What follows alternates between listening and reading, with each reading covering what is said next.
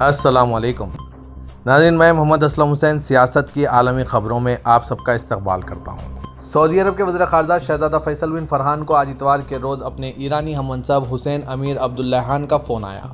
Phone call کے دوران وزراء نے مشترکہ دلچسپی کے امور اور حالیہ سہ فریقی معاہدے کی روشنی میں اگلے اقدامات پر تبادلہ خیال کیا۔ گزشتہ ماہ سعودی عرب اور ایران نے دونوں ممالک کے درمیان برسوں سے جاری کشیدگی کے بعد سفارتی تعلقات بحال کرنے اور 2 ماہ کے اندر اپنے سفارت خانے کے دوبارہ کھولنے پر اتفاق کیا تھا۔ یہ معاہدہ چین کی ثالثی سے ہوا۔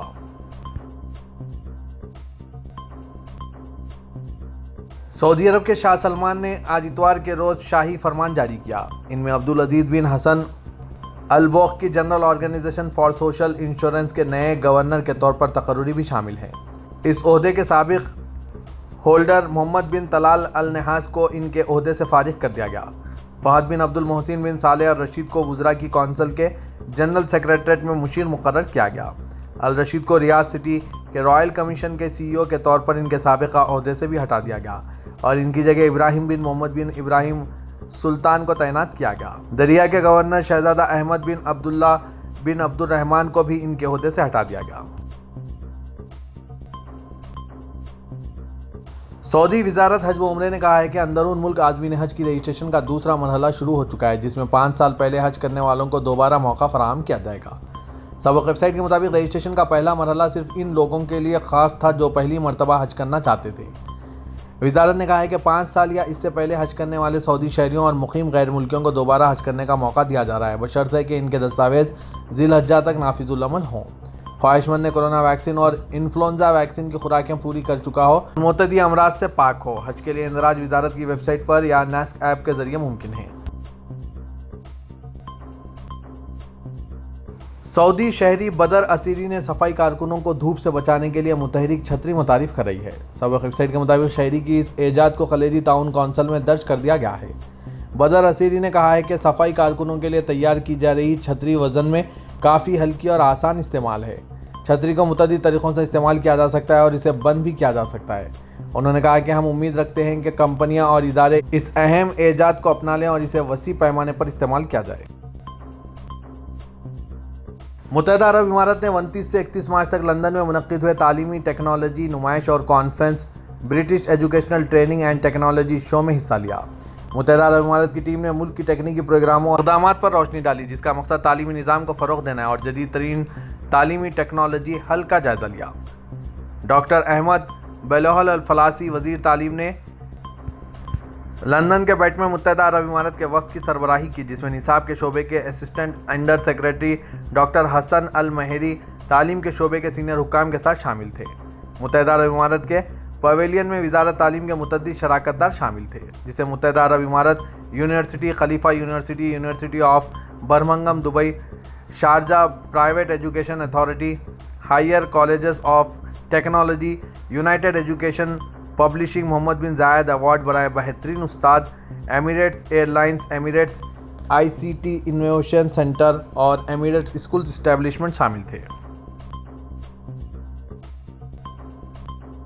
متحدہ عرب امارات، سعودی عرب اور کویت نے آج اتوار کو مئی سے تیل کی پیداوار میں کمی کا اعلان کیا۔ الگ الگ بیانات میں اوپیک پلس ممالک نے کہا ہے کہ یہ کٹوتیاں توانائی کی منڈی میں استحکام کو یقینی بنانے کے لیے ہے۔ متحدہ عرب امارات کے توانائی اور انفراسٹرکچر کے وزیر سہیل بن محمد المزروعی نے اعلان کیا کہ متحدہ عرب امارات رضاکارانہ طور پر اپنی تیل کی پیداوار میں 1,40,000 BPD کمی کرے گا، جو مئی 2023 کے آخر تک مؤثر ہے، کچھ ممالک کے ساتھ ہم آہنگی میں جو اوپیک پلس معاہدے کے فریق ہیں۔ ترکیہ کے وزیر توانائی و قدرتی وسائل فاتح دونومیز نے کہا ہے کہ انشاءاللہ ماہ رمضان کے آخری دن فلیوس کے مقام پر بحر اسود کی قدرتی گیس کو خشکی پر پہنچا دیا جائے گا، ہم اس کی تیاریاں کر رہے ہیں۔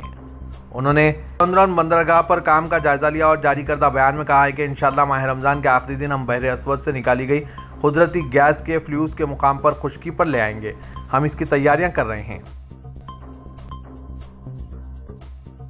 ترک صدر رجب طیب اردوغان نے کہا ہے کہ زلزلہ ہماری عمارتیں توڑ سکتا ہے، ہماری جانیں لے سکتا ہے، لیکن ہمیں ہمارے یقین سے محروم نہیں کر سکتا۔ ترکیہ کی 100 سالہ تعمیر کے لیے ہمارے عزم کے راستے میں رکاوٹ نہیں بن سکتا۔ صدر اردوغان نے ضلع العظیم میں رہائشی مکانات کے سنگ بنیاد اور سماجی مکانات کو مالکان کے حوالے کرنے کی تقریب سے خطاب کیا۔ خطاب میں انہوں نے کہا کہ حالیہ 20 سالوں میں العظیم میں 89 بلین لیرہ کی سرمایہ کاری کی گئی۔ ہم نے سٹی ہسپتالوں سے لے کر شاہراہوں تک، بہراجوں سے لے کر قدرتی گیس تک ہر شعبے میں ایسی شاندار خدمات پیش کی ہے جن کی مثال اس ضلع کی تاریخ میں کہیں نہیں ملتی۔ شمالی کوریا کے لیڈر کم جونگ ان کی ہمشیرہ نے کہا ہے کہ یوکرین کے صدر زیلنسکی اپنے ملک کی تقدیر کے ساتھ جوا کھیل رہے ہیں۔ یونہیپ خبر رساں ایجنسی کے مطابق شمالی کوریا کے لیڈر کی بہن نے یوکرین میں امریکی جوہری اسلحہ کی تنصیب یا پھر اپنا جوہری اسلحہ بنانے کے بارے میں شہریوں کی آراء جمع کرنے کے لیے یوکرین کے صدارتی انٹرنیٹ سائٹ پر پیش کی گئی درخواست کے بارے میں شمالی کوریا کی سرکاری خبر رساں ایجنسی کے لیے بیانات جاری کیے ہیں۔ کم یو جونگ نے کہا ہے کہ زیلنسکی نے اپنا جوہری اسلحہ بنانے یا پھر امریکی جوہری اسلحے کی تنصیب کا ذکر کر کے اپنی اس خطرناک سیاسی آرزو کا کھلے الفاظ میں اظہار کر دیا ہے کہ خواہ کسی بھی قیمت پر کیوں نہ ہو وہ اپنے آخری دن ملک اور عوام کی تقدیر کے ساتھ خمار کھیل کر گزاریں گے۔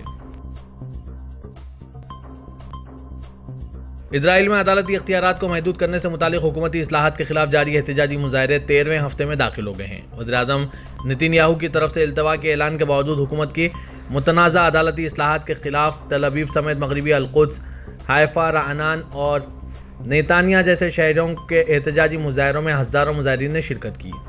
ہر ہفتے کی طرح سب سے بڑا احتجاجی مظاہرہ تل ابیب کا تھا۔ ہزاروں کی تعداد میں مظاہرین کا پلان شاہراہ پر واقع حکومتی کمپلیکس کے سامنے جمع ہوئے۔ پاکستان اور اسرائیل کے درمیان سامان کے تبادلے کی خبروں کے درمیان پاکستان کے دفتر خارجہ اور وزارت تجارت نے آج اتوار کو اسرائیل کے ساتھ کوئی تجارت کرنے کی تردید کی۔ امریکن جوئش کانگریس نے دعویٰ کیا تھا کہ دو طرفہ تجارت اسرائیل میں پاکستانی نژاد غذائی مصنوعات لے جانے والی پہلی کھیپ کی آف لوڈنگ کے ساتھ ہوئی۔ پاکستان کے دفتر خارجہ کے ترجمان ممتاز زہرا بلوچ نے مبینہ تجارت پر وضاحت جاری کرتے ہوئے کہا کہ پاکستان کے اسرائیل کے ساتھ سفارتی یا تجارتی تعلقات نہیں ہیں۔